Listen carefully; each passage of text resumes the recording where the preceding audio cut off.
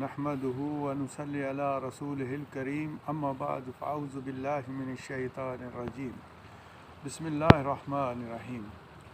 میرے عزیز دوست، میرے عزیز ناظرین، میں اس وقت کویت سے صبح کی نماز پڑھ کے نکلا ہوں سمندر کی سائڈ پر، اور پروگرام یہ تھا کہ آج ہم ایک ایسا سلسلہ شروع کریں، کوشش کریں سمجھانے کی کہ دیکھیے ہم انسان اس دنیا میں کیوں آئے، کس لیے آئے، ہماری حیثیت کیا تھی اور ہمیں کیوں بھیجا گیا، ہم سے پہلے کون سی وہ مخلوقات تھی جو رب العالمین کے پاس موجود تھی۔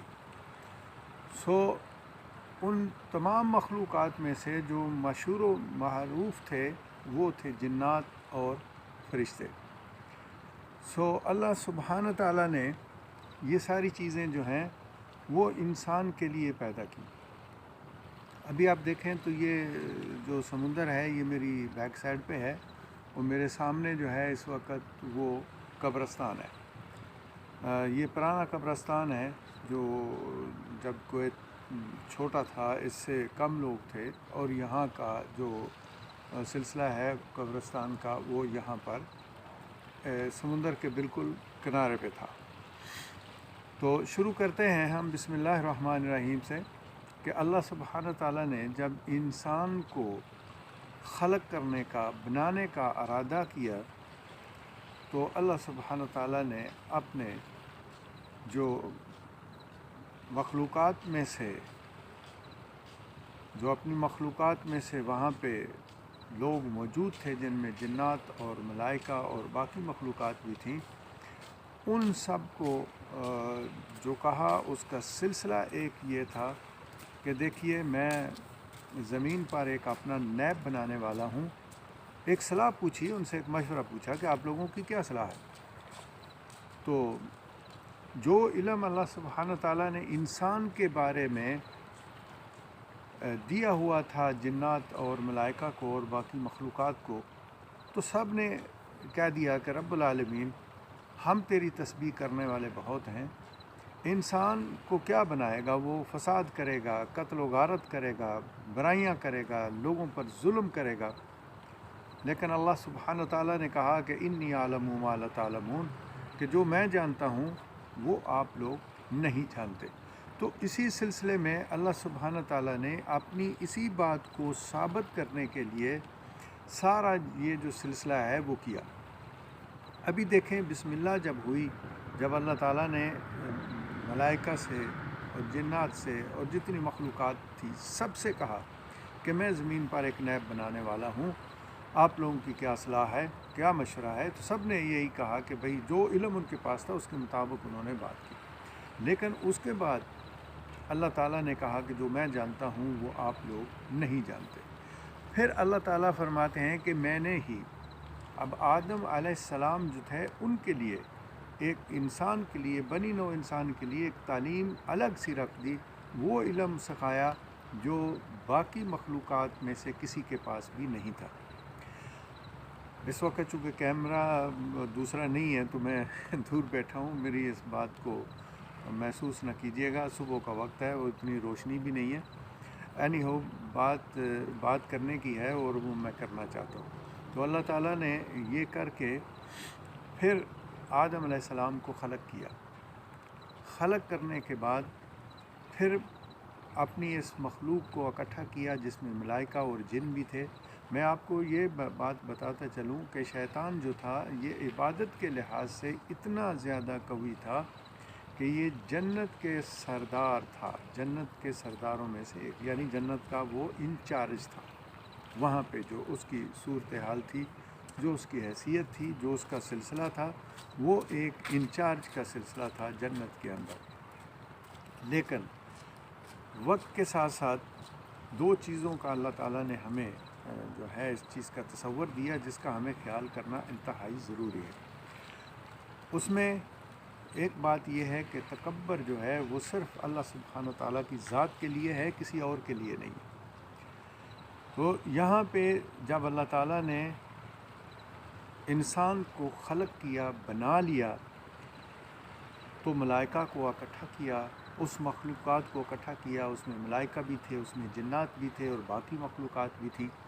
تو پھر کہا کہ اب آئیں آپ لوگ، کچھ چیزیں جو تھیں جن کا علم صرف اور صرف بنی نوع انسان کو یعنی آدم کو دیا، آدم علیہ السلام کو دیا تھا، وہ علم کسی اور مخلوق کے پاس تھا ہی نہیں، کیونکہ اللہ تعالیٰ انسان کو اشرف المخلوقات بنانا چاہتے تھے۔ اشرف المخلوقات کا مطلب ہے جو تمام قسم کی مخلوقات اس دنیا میں ہیں، روئے زمین پر ہیں، وہ سب سے افضل ترین جو مخلوق ہے وہ انسان ہے۔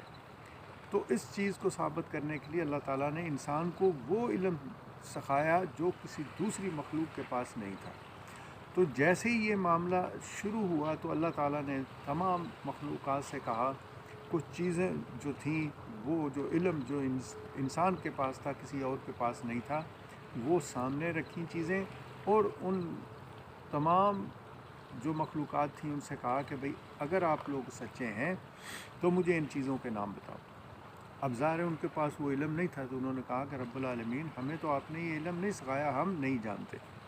پھر اللہ تعالیٰ نے تمام مخلوقات کے سامنے آدم علیہ السلام کو کہا کہ آپ آؤ اور ان چیزوں کے نام بتا دو۔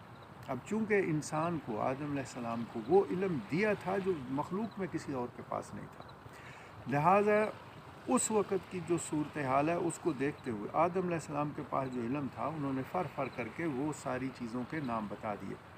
جیسے ہی نام بتایا تو اللہ تعالیٰ نے کہا کہ میں نے نہیں کہا تھا کہ زمین و آسمان کے اندر اور اوپر اور اس تمام باتوں کو میں جانتا ہوں، انی عالم ما لا تعلمون، لہٰذا اب اس کو سجدہ کرو۔ یہاں سے آ کے جو ہے وہ رپڑا شروع ہوا۔ جب اللہ تعالیٰ نے سجدے کا حکم دیا تو تمام مخلوقات سجدے میں گر گئیں، ماں سوائے شیطان کے۔ یہ جو ابلیس تھا یہ کھڑا رہا، اس نے تکبر کیا، اس نے غرور کیا۔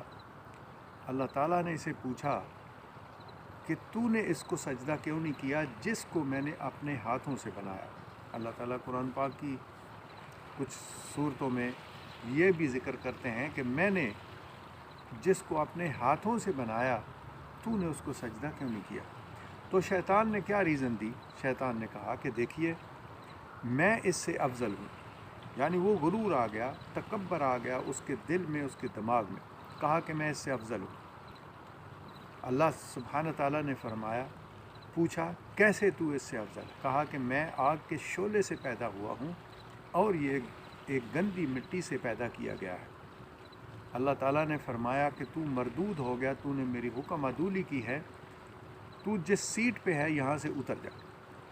اس کو جنت کے اس چارج شپ سے ہٹا دیا گیا اور آدم علیہ السلام کو کہا اور اماں حوا سے کہا کہ اب آپ دونوں اس جنت میں داخل ہو جاؤ۔ اب یہاں پہ آ کے انسان کی جو آزمائش ہے وہ سٹارٹ ہو گئی۔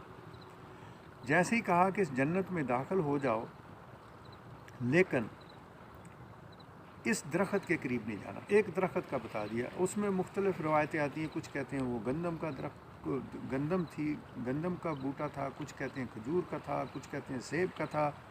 اینی ہاؤ جو کچھ بھی تھا وہ اللہ تعالیٰ اور اس کے رسول صلی اللہ علیہ وآلہ وسلم اور اس کے خاص بندے جانتے ہیں، ہمیں اس چکر میں پڑنے کی ضرورت نہیں ہے۔ تو اس میں جو صورتحال بتائی گئی، اللہ نے کہا کہ ٹھیک ہے آپ لوگ جنت میں داخل ہو جاؤ، لیکن اس درخت کے قریب نہیں جانا۔